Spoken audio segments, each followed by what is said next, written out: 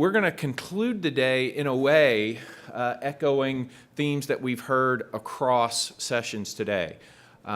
We've heard from multiple speakers about the political challenges and the social challenges the country faces in terms of the things that divide us, and the structural challenges that planners are working and local governments are working to overcome, to try to rebuild a sense of place and a sense of community.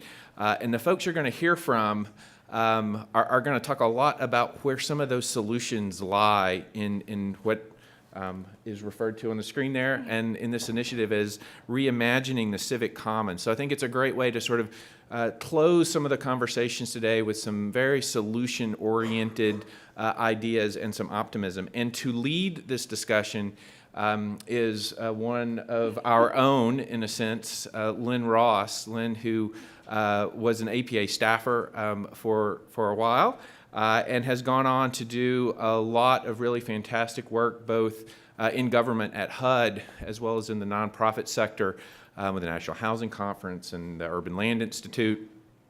She is uniquely positioned, I think, to lead this conversation, given a lot of the work that she's done over the years, most particularly when she was at HUD during the Obama administration, helping conceive and lead the Prosperity Playbook Project, which APA was pleased to be a partner. And I know many of you have been part of conversations throughout the afternoon today about sharing those ideas. So Lynn has been a real leader in helping us, and I mean us in the broadest sense across the country, identify a way forward for some of the economic and social and ultimately political challenges that we face. So it's a pleasure to introduce my friend and former colleague, Lynn Ross. Thank you, Jason.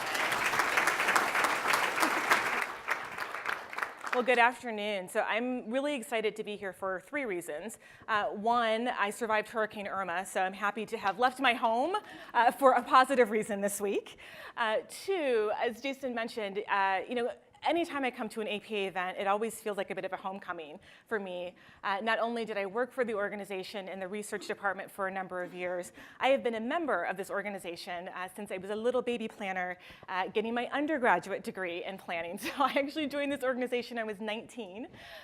So it's really exciting after so many years and so many iterations in my own life and career to still be part of a network and a family where you can continue to grow and learn and share. So thank you to Jason and team for having me and having our team here with you. And the third reason I'm excited to be here is that I have an opportunity today with this team to share some of the early experiences and insights into a really fantastic initiative that I have the privilege to work on called Reimagining the Civic Commons. So let me get into my slides here. So Reimagining the Civic Commons is a national initiative. It's a demonstration. And what we're trying to do here is reconnect and revitalize our civic spaces. So our parks, our waterfronts, our libraries, our trails, our community centers. And not only are we trying to revitalize and connect these places, we're also working to connect people of very diverse backgrounds in these spaces, right? So I don't have to tell a room full of planners and community developers that there's real urgency behind this work. You know that having vibrant public spaces is essential for public life. You know it's essential for inclusiveness and addressing the many issues that we face in our communities today. And when I think about Civic Commons, I think really the core question we're trying to answer through this work is, what if our Civic Commons won? What if they won in our cities? What would that look like for our cities? What would that look like for our neighborhoods? What would that look like for our neighbors? So the investment that we're making in this work is significant. It's $40 million over 3 years, and we're just about a year in. This was officially announced last September. And we are partnered, so I work on this through the Knight Foundation, but our other national partners are the Kresge Foundation, the Rockefeller Foundation, and JPB Foundation. But importantly, our dollars are being matched locally. So you're going to hear this throughout our conversation today. Civic Commons is about partnership and collaboration at all levels and across and up and down in every which way. But I think it also ties back to the money, right? So this is not a national initiative where you've got 4 big foundations coming in with a very prescriptive view about what should be happening in these places. This is 4 foundations saying we have a hypothesis of change and we want to be very deeply partnered in local communities and see how this manifests itself over the next few years. So we are working in 5 places. I've brought 3 of them with me. So today you're going to hear from Akron, Detroit, and Philadelphia, but we've got great work happening in Chicago and Memphis. And we have 4 overarching goals, and I really think of these as sort of buckets of the kinds of outcomes that we're looking for. Today we're going to drill in on civic engagement and socioeconomic mixing. And so when we're talking about civic engagement, we're looking for outcomes that increase trust, that increase the diversity of folks who are participating in the advocacy for the commons, but also the stewardship of the commons. And when we're talking about socioeconomic mixing, we are looking again to bring a significantly more diverse group of people to these assets to make them understand that these assets are in fact theirs, and also to use that social capital that we're building in these public spaces to bridge that to other areas of civic life and the broader community. So I am delighted to be joined on this panel by 3 truly outstanding members of the Civic Commons Network. We have Alexa Bush, who is a senior city planner with the City of Detroit's Department of Planning and Development. We have Mike DiBerardinis, who's the managing director for the City of Philadelphia. And we have my friend Dan Rice, who is the president and CEO of the Ohio and Erie Canalway Coalition, which is based in Akron. I do want to say we only have an hour, so we're not going to be able to cover everything with Civic Commons. So I really want to encourage you to go spend some time on the Civic Commons website. We also have lots of social media platforms where we are telling the stories of Civic Commons in real time. So if you go on the website, amongst other things, you will see a blog series that's being written by our folks in all the demonstration teams, and they are telling the story of this work as it is happening. A big part of what we're doing here is learning in real time. We're learning as foundations, we're learning as team members. We have, in fact, all of us are going to be leaving here and going to Akron for our next Learning Network meeting. So there's a lot of evaluation that's part of this, but a lot of learning in real time, and our goal is to try to share that as quickly as possible with a much broader audience so that you can think about reimagining civic commons in your own community. So with that bit of framing, I want to get into the experience on the ground. So I have asked each of our panelists to just give you about 5 minutes or so of the state of play of civic commons in their community, and then we're going to get into some questions and dialogue. So Dan, you are up first, my friend. Well, good afternoon, everyone. I understand we're the last thing between you and a great reception. So we're going to try to keep this lively. Well, thank you very much for this incredible opportunity. It's really quite an honor here to be with Lynn and Michael and Alexa. And I will honestly tell you it's just an incredible pleasure and privilege to be part of this learning journey of the Reimagining the Civic Commons. Never in a million years would I have imagined myself being at this juncture in this incredible opportunity, because I have the pleasure of working on a National Heritage Area project, a 100-mile multi-use recreational trail that goes right through the heart of our community. And we were actually the first city to actually complete this great resource within our community. But what we've discovered over the years is that it really doesn't connect our citizens and residents to this resource. It's a great civic common space, but unfortunately people aren't utilizing it for that purpose.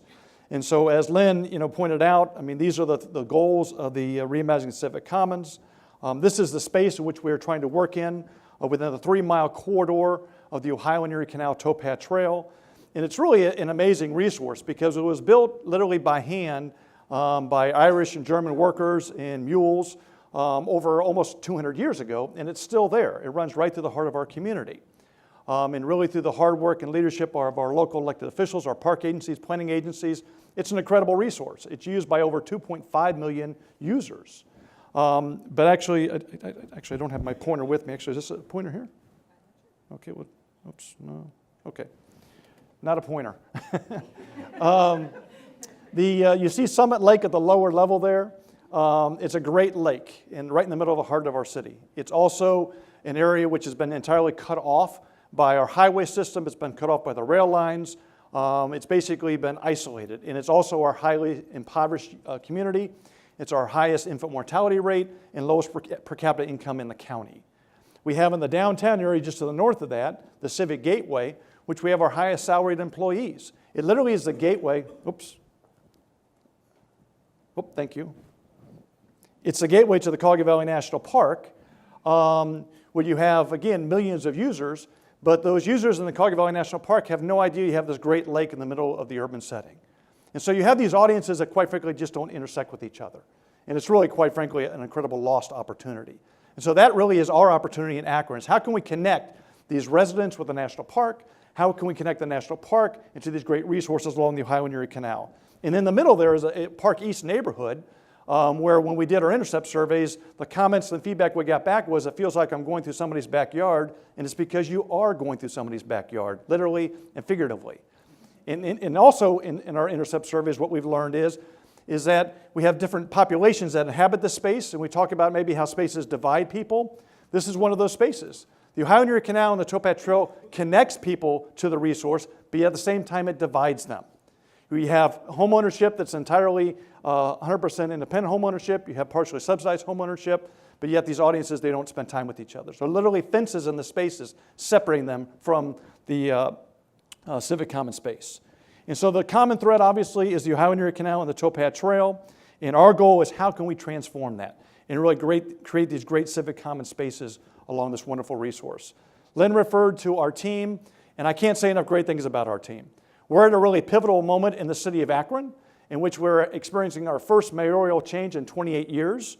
So this is really a culture shift for us, if you will, because our new mayor has really embraced this whole concept, and we actually refer to Reimagining Civic Commons as a new way of doing business. Because under the new administration, he really wants to engage with all citizens so that we can create these great civic common spaces for all citizens, regardless of race, income, or education. And you see our partners listed there. A couple of highlights here. These are actually some of our recent activations. You see Alvin and Evelyn up there in the upper left-hand corner. They actually met in Lock 2, which is right in the heart of our downtown area. And by the way, when we did intercept surveys in Lock 2, people asking where Lock 2 was, they had no idea, and they were actually standing in the space. That's how much of a disconnect we've had with these spaces. But Evelyn and Alvin actually are ambassadors now in Lock 2 and taking care of the space. Summit Lake, we're actually doing canoe boat rides and picnics down there. And people are connecting with the resource because what we've learned in our research is people don't look at these as assets. They look at the lake as a liability because they're literally afraid their 4 and 5-year-old kids are going to walk right into the lake because the edge of the lake by design has not been designed properly enough and there's no edge to the lake. And so we're finding all these different experiments, but we're also having some challenges, to be perfectly honest with you. We've experienced vandalism already with some of our activations, and some of the benches have gone, some of the swings are gone, and we've replaced them. And the reaction might be, oh, well, that's kind of a sad thing to happen, but we're also co-stewarding with our partners because that's one of the things we've heard from our local neighbors and residents is they're tired of having things done to them and not with them. And so through this civic engagement process, we truly are building and designing activations with them and not to them. And part of that is also co-stewarding. And so we're actually now stewarding all these spaces. And I'm really not too troubled by the fact that we've had some vandalism because these are spaces that have actually been neglected for really decades. And that didn't happen overnight, and we're not going to change that perception overnight. But if some small way we can keep trying, and that's where I love the support of the foundations, because they've encouraged us to test these ideas and don't be afraid to fail. And trust me, we've had plenty of failure in Akron, Ohio. But we're going to keep on trying until we get it right.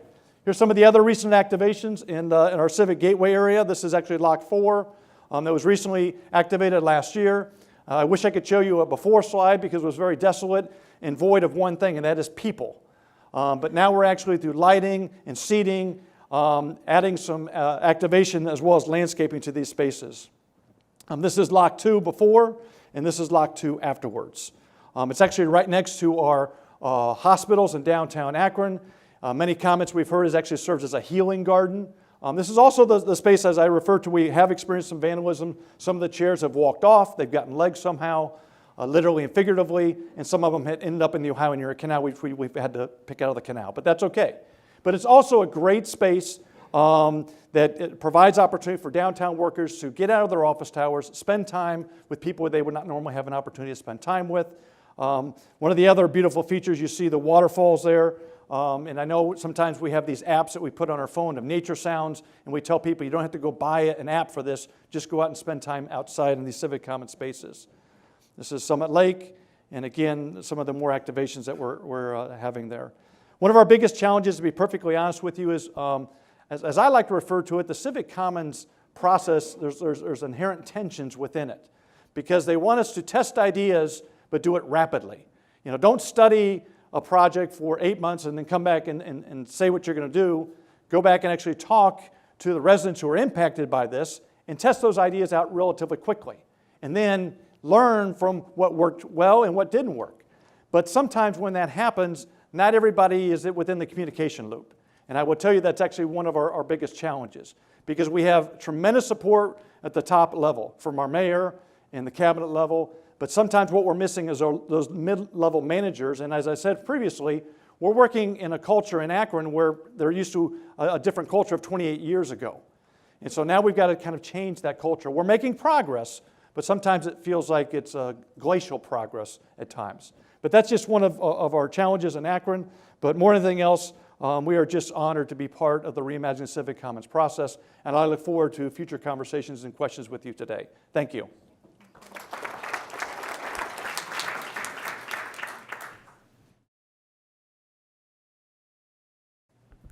All right, great job, Dan.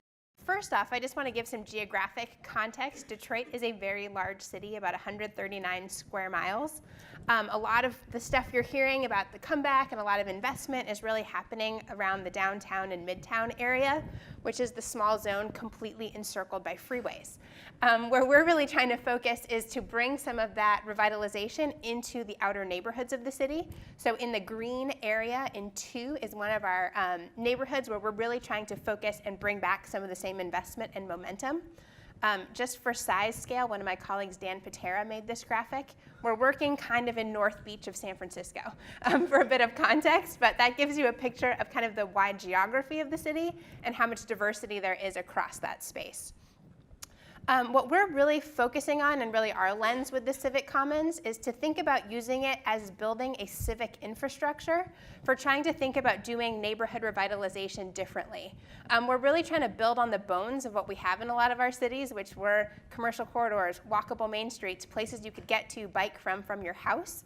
And rather than try and compete with the suburbs by trying to out-suburb them, as our mayor likes to say, we're really trying to reinvest in this kind of walkable urban life and bringing back that vitality to these communities.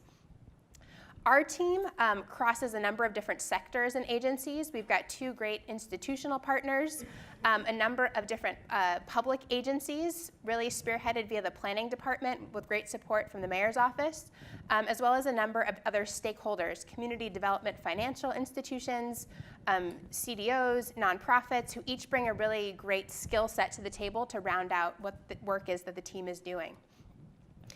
Zooming into that area I just talked about, what you see in the dark blue are properties that are currently held by the Detroit Land Bank. So these are all residential and some commercial properties that are publicly held at the moment. Right in this little area of Detroit, we've got some of our strongest and most intact neighborhoods in Palmer Woods and Sherwood Forest, and also some where you can see just a mile or 2 away a greater amount of disinvestment. This tracks pretty closely with the average household incomes in the area, where we've got incomes that are like 10 times from Palmer Woods to the Fitzgerald neighborhood where we're working in such close proximity, where we think we've really got, for this idea of socioeconomic mixing, some of the people and communities together, and how do we start to leverage that and bring people together. Overall, like much of Detroit, it's majority African American, so there is still a lot of very strong African American upper and middle class, and really our challenge is to try and address some of these economic challenges, but also to integrate the universities to have a greater impact in the neighborhood. What we looked at in terms of our Civic Commons was really to think about this work at 3 different scales. One at the scale of a neighborhood, where we're taking on about a 1/4 square mile of land. Another is at the scale of that Main Street or the walkable commercial corridor, and the third is down to the building level scale. Our entire project is within about a 10-minute walk, really nestled between these two universities and in this area of great public ownership. So I'll jump in and give you a little quick preview of the neighborhood. This map zooms in. What's shown in the green color are vacant lots. What's shown in blue are vacant structures. So there's over 100 vacant homes in the area, which we see as our best strategy for density. Given the market reality, we're really taking a rehab-first model and also saying, how do we start to create a blight-free area of Detroit? We're calling it the blight-free quarter square mile, where there's not necessarily new construction on every lot, but they are landscapes that are intentional and contribute to the good of the community. We've been working very closely with residents and trying out a number of different techniques at public meetings, from photographing every elevation of the neighborhood and having people sign in as a way to get to learn who's where, to doing some of those meetings in the vacant lots themselves to really try and meet people where they are and get them engaged with the process. Together, we've come up with a plan that puts a future to every one of those parcels. The big moves are creating a new city park in the heart of the neighborhood. The cross streets do not go all the way through this neighborhood, so we're looking at using vacant lots to create a walking and biking trail that would add some connectivity, calm traffic, and address a lot of other issues. The other things you see are new landscape typologies and places where structures can be rehabbed.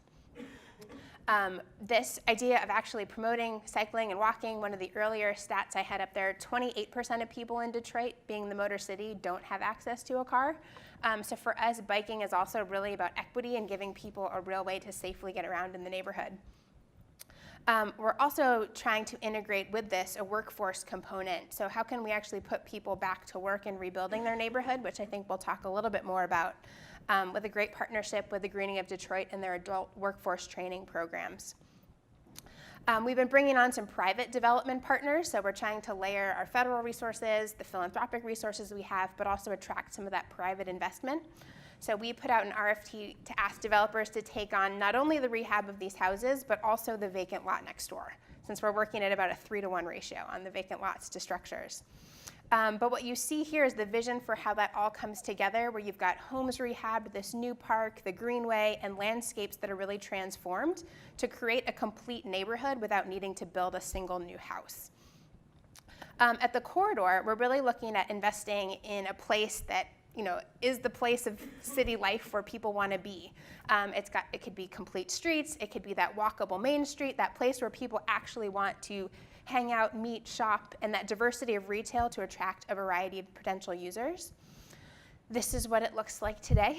It's a little bit rougher, about 80–90% vacancy, no street trees, none of those amenities that you really want to go and hang out in.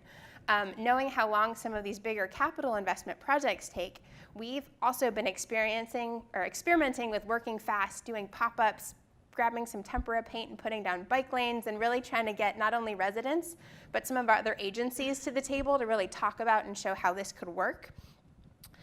We've got a number of programs to try and incentivize business owners. One is using actually CDBG funds to do a grant competition quarterly to inject money into small businesses and rehabs.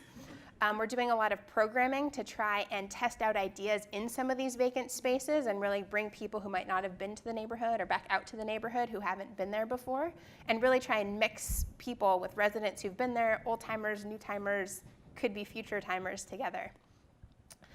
The last big move that we're really excited about in the building you see with the white awning is to actually build a physical manifestation of this on the street itself. So we're looking to do one of these storefront rehabs is actually a kind of co-lab, home-based space where all of our different partner agencies can actually work. So two of the nonprofits will use this as their permanent home. We'll have seats for planning and other departmental agencies, the developers, banks, et cetera, to really be a real permanent investment in this neighborhood and a place where people can find the resources. We are breaking ground on both this space and the park next month, so we're super excited to see where this goes with the Commons. But in a lightning round, that's kind of what we've been up to in Detroit for the last year. And I will hand it over to Mike. Hi, everybody. I'm Mike DiBerardinis, Managing Director of City of Philadelphia. You might be wondering why the Managing Director is here to talk about this, our Rebuild initiative. It will be housed in the Managing Director's office and led by about a staff of 8 or 10 under the jurisdiction of my office. That will include Parks and Recreation staff as well as folks from the Philadelphia Free Library. So I'm talking about Rebuild, but it has a connection to Civic Commons, honest. Rebuild is a $500 million investment over 7 years in parks, recreation centers, playgrounds, libraries, and trails throughout the city of Philadelphia. How do we get to $500 million? The mayor, as soon as he took office about a year and 9 months ago, and a year and 10 months ago, proposed to City Council that we tax big soda. So we have a $0.50 on every ounce of sugary drinks that are sold in the city of Philadelphia, but it's at the point of distribution, not at the local bodega or corner store or grocery store. We're still in court right now, so we've won. Just to let you know, the Big Soda was not happy with us, so they took us to court. We've won decisively in the 2 lower courts. We're hoping that the state Supreme Court will, within a few weeks, say they're not going to hear the case because of the way that the 2 lower courts ruled in our favor. But if they don't, we'll be in the Supreme Court, state Supreme Court, and hopefully we'll be out of there with a win in January. So we're assuming that we're going to win, and I think our lawyers feel very confident of that. So that will fund $300 million of the program. There's $100 million already pledged by a local regional foundation, and we expect to raise another $25 to $50 million of foundation support, and also expect to get some state and federal money, which will get us close to or maybe a little more than $500 million. This idea of can we do this, I think we were inspired by the Civic Commons. There's been probably a decade or more of investment by Knight, and then in the last few years, within the context of Civic Commons and other regional and local foundations, into the public infrastructure. And I think we more than adequately made the case for the proof of concept for this idea of investing heavily in the public infrastructure and those facilities that build equity and opportunity across the city. So this idea of Rebuild really, I think in some significant way, was made possible by the Knight historic investment and then more recently the Civic Commons investment. You look at, you look at your left, you see sort of the existing conditions in our facilities. We have a massive system, 150 staffed recreation centers and playgrounds, 70 swimming pools, 5 year-round indoor ice rinks, 50 gymnasiums, about 85 gymnasiums that we run for the school district. The library system has 48 neighborhood branches, 52 counting the 4 regional branches, and then 55 when you count the central library in Center City. The park system has about 11,000 acres in it, and there's about 125 neighborhood parks. They're usually around an acre or 2 spread throughout the neighborhoods of the city. And then there's, of that 11,000 acres of going back to the park, 6,000 acres are natural land. So it's a massive system.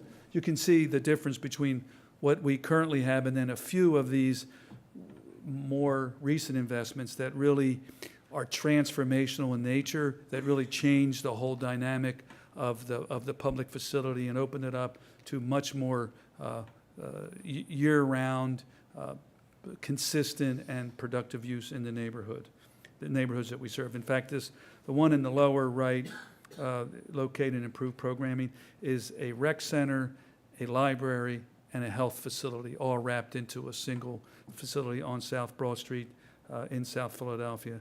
And it's up and running maybe opened up 8 or 9 months ago. What's the vision for Rebuild?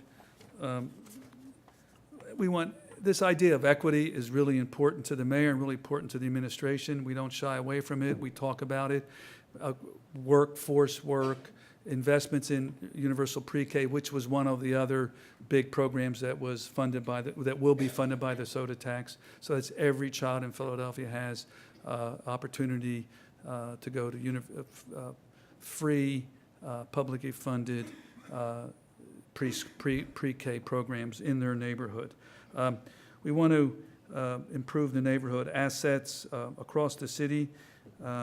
We want to support sustainability, so we want to use the best sustainable practices that there are. We want to also create jobs and build the economy, and we want to be a national leader for civic investment and engagement. Here's some of the components. Again, this is transformational. This is not a repair program. Every center will go from wherever they are, moderate investments, big investment, little investment, up to the high, what we consider to be high quality space for the programs and the use of citizens in those public facilities. This is the number 2, workforce diversity and inclusion. We are proposing to create a pathway for women and minorities into the building trades. Building trades in Philadelphia have been white for the longest time. This is a major breakthrough. We have an agreement with them to start a unique and hopefully successful apprentice and pre-apprentice program that over the course of this 7 years will bring hundreds of folks who have not had access to building trades jobs, and will train them and bring them to journeyman status and carrying a union card. So that's a very big part of this, as well as in both the contracting for professional services as well as for the contracting itself. We have really high percentage goals in both of them, and we think we're willing to pay premiums to do that in terms of payment on time, in terms of bonding and insurance. We will support our women and minority contractors in that way in Rebuild. And then to do a unique community engagement process that not only listens to people about what they want for a facility, what they're looking for, but also engages them in stewardship and programming and builds their capacity around their interest in that facility, in that neighborhood. So we really develop leadership and buy-in in the process. It's a little different than the normal, what do you like? We'll give it to you. We'll see you later. Focus on equity, focus on economic growth. We want to do both. We want to invest in neighborhoods that have been historically neglected and underinvested, but we also want to invest in areas of growth as well. We're not afraid of that. If we can drive other investments in the neighborhood in question, we'll be happy to do that. The investments will be driven by this contextual analysis. So we looked at demographic factors, neighborhood conditions, environmental needs, health factors, and ongoing initiatives. So that's the sort of the basic data that we're using to invest in the facilities and to make our choices. We did a lot of work with our city council. They've been really hard on us around site selection, around diversity and inclusion. I think we've reached a pretty good deal with them last spring, and we have a few more hoops to jump through to get to the finish line, but we think they're not insurmountable. And I think you have to mind the politics here. Otherwise, we're not going to get the $300 million because they had to obviously pass the tax. In terms of civic engagement, Knight has been really gracious, and they're investing big time up front on the civic engagement piece around Rebuild. We, again, want to not only sort of listen to people about what they want, but we also want to build capacity around the leadership skills that people think they need in the neighborhood, leadership skills and capacities they need to engage in this public facility in a new way and assume with us the stewardship and programming responsibilities. And we want to even memorialize that in a compact, that here's what we promise you, here's what you promise us, and then live up to that over time. So that's a quick overview. just one quick thing to close. We have a deep commitment to equity in the county administration. We think these kinds of projects and the ones that you heard about prior to me are really in the vanguard of creating value around inclusivity, equity, fairness, and opportunity, which really runs counter to what's going on in Washington and runs counter to what's going on in our state capital in Pennsylvania. It's not enough to resist. We need to succeed and build value, economic, social, environmental value around these programs. And every chance we get, we have to do that, and we have to succeed. Otherwise, we'll be beaten down by the rhetoric of the right, and we'll end up being sort of one-trick ponies that can only resist. We want to do a lot more than that. I think all of us in this room, this is an opportunity to pave the way for the future of the country. We think good planning and smart planning that's inclusive and collaborative will help us have these kinds of projects be successful and the vanguard of the future of America. Thank you.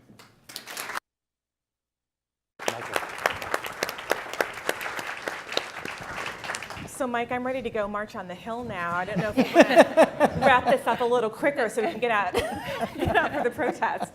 I want to ask a couple of questions of the panel, and then we're going to open it up to your questions and feedback as well. And the first question I want to get at is, and Dan, you touched on this a bit in your remarks, Civic Commons is not just about the work that you are doing in community, it's always also a new way of doing business for your own organization, but also for the partners that are leading this work. And so I'd love to hear a little bit more from each of you about how the principles and the values of this work are actually infusing everything else that you're doing. How are you collaborating? How are you partnering? And as I said previously, I mean, we're just coming out of 28 years of entire culture. And so it really is twofold. It is really getting people conditioned to not thinking about the way they did things for 28 years, but then also you have this kind of pent-up demand for civic engagement. So it's really kind of a yin and a yang. Within our administration, we still have some departments who really are operating under those principles of the previous administration, which is a little frustrating at times. And then there's just, like I said, there's just a tremendous amount of opportunity in our residents to really be involved in the decision-making process, really to what Michael was alluding to, and really take ownership of their communities. And that's really what, quite frankly, excites me and really energizes me, because it really creates an opportunity for ownership, co-creation, co-design, and co-stewardship. Alexa or Mike? Absolutely. I think for us, what we're really trying to figure out is what is this model for doing this kind of work. I think the neighborhood that we're working in was sort of first out the gate. I started with the city 2 years ago as the planning department was getting restructured after the city bankruptcy. So we're sort of in a push the reset button in terms of how we govern. And I think know that we're going to exist in a resource constrained world, that Detroit has had pretty constrained resources for quite some time. And I think a lot of people just went into survival mode to get by. We're like, I need my grant, and this is my program, and that's my thing. That this is really a time where we're actually trying to work very intentionally across sectors to figure out how do those partnerships work. Doesn't matter who sits where at the table, if we're at the table, who leads it, who follows, how do all those relationships play out? But I think this model of collaborating across agencies, across sectors, is going to have to be fundamental as we look at scaling this type of work and scaling reinvestment in neighborhoods across Detroit. We always joke that we wish we could steal someone else's playbook and know the tricks to doing this. That I think we're really trying to internalize a lot of the lessons and get smarter as we go, as we try to grow what we're doing in the city. Mike, anything to add? I didn't talk at all about this, but within the managing director's office, the key partners are not only parks and recreation and library, but we also have our water department and our streets department as part of the local government collaborative. We are connected to the local foundations, and we have a philanthropy network that's really connected to investing in various elements of this, so they're involved. And many of the nonprofits will be part of the managing projects. If you had a portfolio of over $1 million of projects as a CDC, you will be able to be part of managing some of these construction projects, being the project managers of some of the rebuild projects. So we've learned from the Civic Commons over the last 4 or 5 years that these kind of partnerships and connections and sort of value-driven programs allow and actually encourage you to build deeper into the community as well as in the institutional and nonprofit sectors. Yeah, and I would also say from the funders' perspective, we're figuring out how to work together, right? So we have 4 national funders who are used to doing their own thing. Knight in particular works in all of these 3 cities outside of Civic Commons, and so we're learning in real time as well across our 4 national partners how we work together to fund something like this, how we collaborate, but also how we collaborate in different ways with each of the communities that we're working with. And so it really is, it's truly a learning culture that we have going on, because we're trying to figure out, the next thing we do won't be another Reimagining the Civic Commons, it'll be something else. But this idea of multi-funder collaboratives and how they work, what the mechanics of it actually are, how we best position ourselves as national funders to support local community, that's part of the transformation and part of the idea behind this. So it really is, we're all in different phases of it, but it really is a tremendous amount of collaboration, sort of learning in real time. The next question I want to ask sort of gets back at the 2 themes that I mentioned, which are socioeconomic mixing and civic engagement. And so, we know this work is hard and messy and complex. I think that was a theme of our last Learning Network meeting, is this is hard, messy, and complex. And so who is still missing? We're about a year in for the cities. Philadelphia is further along because they were our pilot city. Who's still missing when you're looking at the mixing going on? What engagement strategies have you tried thus far where you've gained traction? What do you need to do in the future to get where you need to go on that goal? I'll let Alexa take the lead on Sure. that. I think we're excited to see, based on some of the surveys we're doing, that we're actually, for us, getting a really great cross-section economically, racially, students, residents coming to meetings. I think there's 2 things we're really focused on. Is one, okay, great, we found them and we got them to come here. Is the hypothesis true? Are they meeting each other? Are you coming with your friends and sitting at the high school cafeteria table? Like, how do we actually start to understand and support that kind of social capital building that I think is at the heart of the hypothesis of the mixing? I think, too, for us, the piece that we are probably focusing most on is really how do we engage youth in a more meaningful way? For us, we also have a new superintendent of our public schools, which we're really excited about, where whether it's through the school system or through other networks, et cetera, how do we really start to engage youth who will really be the beneficiaries of a lot of this thinking and work? Into that work, we've done a little bit of polling, and it basically is a linear relationship between age and how excited you are about change. where we're like, oh, these are going to be our champions in a certain sense as well, of really driving what the future looks like. So I think it's a group that, in Detroit, there's not a lot of after-school programs. There's not a lot of other infrastructure around it. We're trying to get really creative about how do we best engage with youth in the community. Yeah, it's interesting because we also struggle with the youth, but I think there's really 2 audiences that I think we're still having some challenges with. One is in that some of the residents within our communities. And ironically enough, we were hit with it really very forcefully, where we wanted to do some of the intercept surveys, and they're actually city streets. And we were actually told by this neighborhood association that they didn't want us there. And that was really harsh, but it was part of the experiment. We learned that we've got some work to do there. And yet, it's within, obviously, the area of our Civic Commons space. It's right along the Towpath Trail, the Highway Erie Canal. And so we've got some challenges. We've got some work to do there. And I also think some of our mid-level city administration departments. I know, Michael, we've talked about that. Yeah. How do you get there? Yeah, I think it's funny, who haven't we paid enough attention to? And I think it's our own workforce. And we know we need to get there, and they have to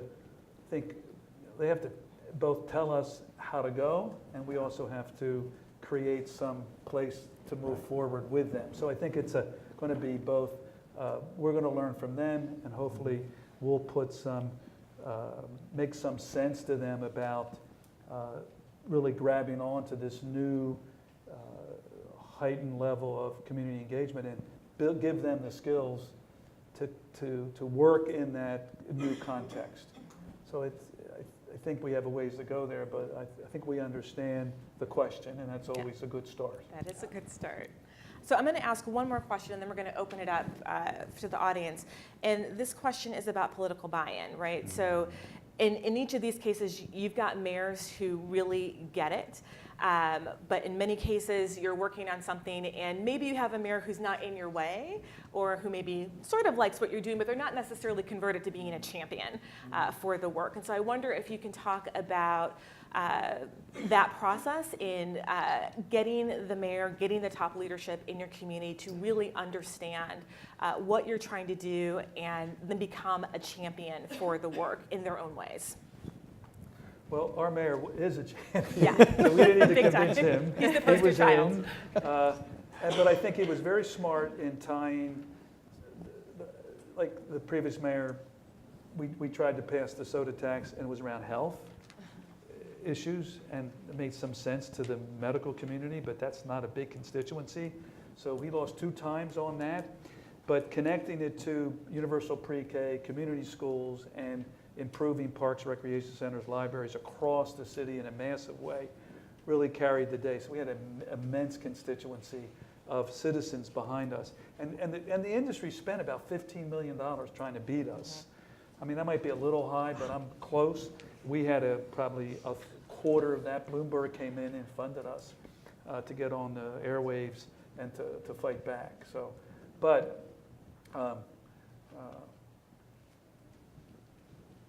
building the constituency on the ground across the neighborhoods and across the city, and having a rationale, a well thought out rationale, a well thought out history of investments that we could show people the value of that really made a difference. Yeah, we're just really blessed and fortunate because with the transition leadership, I remember when we first brought back the Reimagining the Civic Commons project to Akron, Mayor Horrigan said, "What else you got? You know, keep bringing it." The county executive at the time basically said, "You need to be doing this because we can't do it in government, because if we fail, we get blamed for it. Right. And so we need you to do these experiments and test these ideas." So, and that permeates all through council in all levels of government. So, I mean, I can't say enough great things about the visionary leadership because, let's be honest, we're the smallest city amongst all the 5 cities. And our mayor and council recognize if we're going to grow as a community, we've got to really enhance and activate these civic common spaces that are more equitable so that they're great spaces where everybody wants to spend time together. Yeah, and I have to echo those. I think we're lucky in that Mayor Duggan is wholeheartedly behind this movement into the neighborhoods and really thinking about not only what does equity look like, but really in Detroit in particular, what is the history of redlining, of segregation, of how investment happened, of how resources are between the metro area and between the city itself, where I think, I think the way that demographics are changing, I think a lot of the challenges that cities are facing right now really come back to some of these core issues. I think for us, the issue of rebuilding trust at the local levels of government is huge. And maybe being able to frame some of this work as being just so critical to that exercise, maybe a way to shake off some of the scariness of really pulling back the curtain on some of the process, and allowing people to actually feel empowered and understand what's going on as a way to build that trust again. That's great. So now I want to open it up to you all if you want to come to the mic. Sure. And if you can just identify yourself before you ask your question, that'd be great. Okay. Excellent panel. Thank you all very much, and congratulations on the progress you've all made. I'm Tamara Mabbitt. I hail from Oregon. I have a question. How do you cultivate commercial interest in downtown revitalization? I have a city that looks sort of like yours. It's much de minimis by comparison, particularly when there's a Walmart down the street and affordability at Walmart is better. How do you define that niche if you're trying to create we've brainstormed about things like microbrew pubs, whatever, which sort of has a different socioeconomic implication, isn't necessarily, I might like it, but I don't know if our 60% Hispanic community might like it. So specifically on target is how do you cultivate that commercial interest? And then if any of you want to talk a little bit about the role of the public-private investment and how to retain those businesses over the long term. Thank you. I mean, I can jump in on the kind of retail cultivation and attraction. I think for us, it has a couple of layers. Where we're really looking to some of that local leadership from the community development organization to help us be that curator of, what are we hearing from people? What are some of the needs? I think in our case, there's just so much need. I think our Economic Growth Corporation has said there's probably in the ballpark of $1 billion of retail leakage that goes outside of the city. So we're just not keeping that. And so I think for us, it is really that different model than the Walmart or the big box. I mean, we would take some big box if anyone would like to come to Detroit. But I think where you're talking about that sort of I think we're really getting into that walkable, walkable neighborhood scale of retail, which is a really different animal. I think it attracts a different kind of entrepreneur. I think, retail is in a very tricky spot right now, and where that's going is a really open question. I think for us, that's a market that isn't as saturated in the same way, that personal connection, that experience of shopping, of being on the street, of knowing the ice cream store owner down the corner actually has had some resiliency for people that isn't that anonymous big box, or I could buy it online kind of experience. We are trying to layer as many resources as possible. So I mentioned the Motor City Match program that we have, which is a quarterly competition where we have a track for property owners and a track for entrepreneurs. And essentially you apply in on both sides. The lower levels have technical assistance. So maybe you need help putting together a business plan if you're an entrepreneur. And the idea is people graduate through that program on both sides to having a match, which would be a property owner and an entrepreneur in the same space with some grant funding that we provide, with the hopes that they're matching that with some resources. And for us, commercial lending is pretty weak in the city, so there's some real gaps on the financing side. But yeah, it's a very dynamic place right now, just given where retail is. But I think there is something to that personal connection of that walkable, intimate retail that is really different sell for cities. Anything to add? It's just out of my league generally, but I think this idea of high quality public amenities, in our downtown on the weekends, there's people from all over the city, from every neighborhood. And we have the kind of amenities that are just free. We have these wonderful spray grounds and park area and fountains that over the last 20 years have just enlivened the life in our downtown and have attracted folks want to come downtown. Now, I don't know the impact of that on the commercial retail side. It's really going well, and we're building like mad. But just that idea of, let's go downtown. There's stuff for us to do. There's places for us to be. Getting to the connecting race and class through the civic space in the Commons is promoting is really alive there right now. The direct sort of data-driven connection back to retail success, I just don't have that. I mean, the only thing I'd add is that's one of the tensions I think that we're experiencing with the Reimagining the Civic Commons is that there's a real void, for instance, downtown Akron of housing.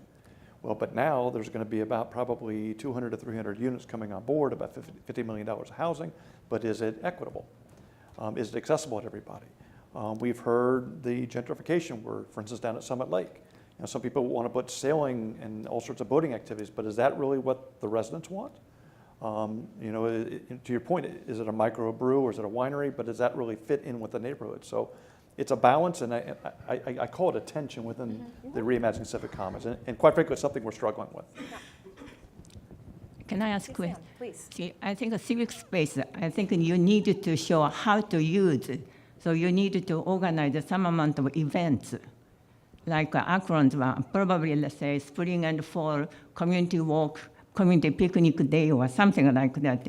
If you organize how to use those spaces, get the citizens involved, and create events. I think it's also very necessary, and I'm not sure that the Philadelphia's case is so citywide, but probably you can do downtown events or community-based events, something like that. And if you show the example or how to use, it's really necessary for civic involvement for those civic spaces. Yeah, I mean, we didn't go into great detail on this panel, but I mean, there's a tremendous amount of programming that is happening all across these cities. Hats off to Dan for taking time out while he's planning this learning network meeting. But you know, Knight's model in particular, but this is true across Civic Commons, is one about prototyping. So you know, Dan mentioned this idea that we want you to fail fast because we just want you to get out there and try it. Because part of this is demonstrating to ourselves, but also to the community members, what this could be, and it gets the juices flowing. So when they're coming to these events, these pop-up events that are going on, they're starting to experience the space in a different way, see it in a different way, and then share their ideas. Like, I liked that, but what if you did this? So there's a tremendous amount of programming, and that programming is being leveraged as another way of engagement and to get feedback on what the permanent solution is going to be in each of these places. Yes, ma'am. Hi, this is for Michael. In 2003, 2004, the American Institute of Certified Planners tested our Community Planning Assistance Team program in Philadelphia. We were brought in, Mayor Street had done his take down all the dangerous buildings, leaving 30,000 lots. One of our findings, in long story short, was trying to get collaboration between the Parks Department, the Recreation Department, the Planning Commission, and the Pennsylvania Horticultural Society, if I remember correctly, trying to get that, because they were all competing for those 30,000 lots. And I guess my ears perked up when you were talking about your office. I never heard the Planning Commission mentioned. Just wondering. They're separate. I'm sorry, you finish. No, I was just curious because it seemed like it was moving and things were going, and I know political situations change, but I didn't hear the Planning Commission mentioned when you talked about your office. Right, so about 90% of the city workforce and departments and agencies report into the managing director's office. The law department, the administrative offices, and the planning offices, which is under neighborhood development, are separate. So they're not in my chain of command, but within the rebuild, which I failed to say, there is a connection to the planning and to the neighborhood development wings that aren't in my shop. But there is a connection within, there's a oversight committee of rebuild that they're part of. And will, I think, expect to play a continuous role in advising and directing a lot of the work that we're doing. Yeah, thank you. Well, we are right on time. We covered a lot of ground. So please join me in thanking Dan and Mike and Alexa for being here. Thank you. Thank you. Thank you.